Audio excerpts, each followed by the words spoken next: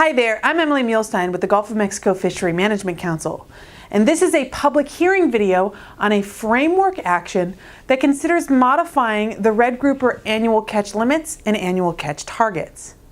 So we'll start with a little bit of background. Red grouper is primarily a commercial species. It's allocated so that 76% of the annual catch limit is commercial and the remaining 24% is recreationally harvested. The commercial sector is subject to an 18-inch minimum size limit and is otherwise managed by an individual fishing quota program.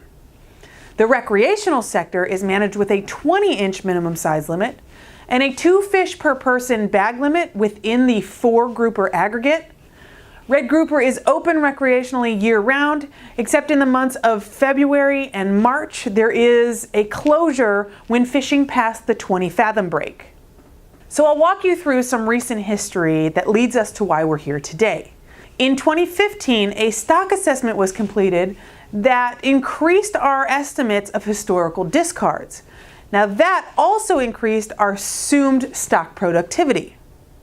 As a result, the Scientific and Statistical Committee increased the overfishing limit and acceptable biological catch for red grouper.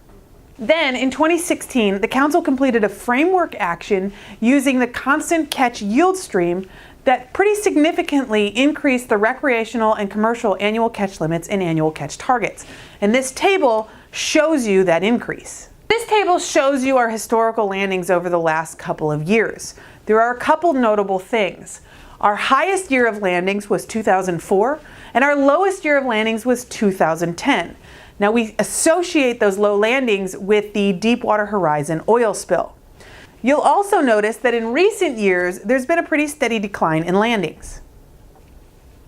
Now it's important to keep in mind that we do currently have a stock assessment underway.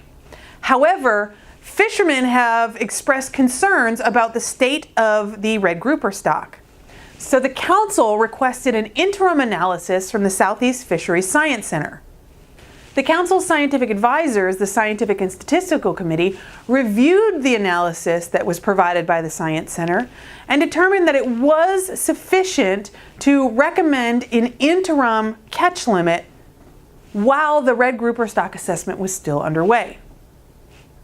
So, in October of 2018, the Council requested an emergency rule that would set the red grouper annual catch limit at 4.6 million pounds as recommended by the analysis, or at the 2017 landings, whichever was less.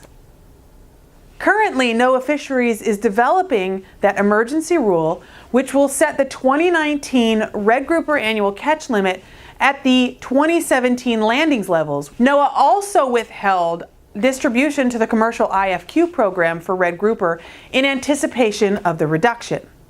The Council is currently working on this framework action to adjust the annual catch limits and annual catch targets for red grouper until the stock assessment results are produced and to replace the emergency rule. So there are 3 simple alternatives here.